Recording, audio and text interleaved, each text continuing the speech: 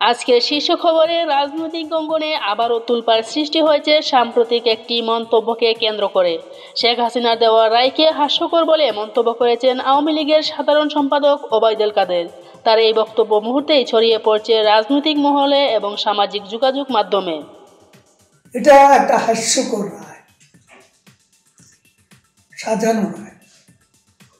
তিনি বলেছেন, আত্মপক্ষ সমর্থনের কোনো সুযোগ দেওয়া হয়নি। তার দাবি অনুযায়ী সাম্প্রতিক ঘটনাবলীর প্রেক্ষাপটে অনেক বিষয় ভুলভালভাবে ব্যাখ্যা করা হচ্ছে।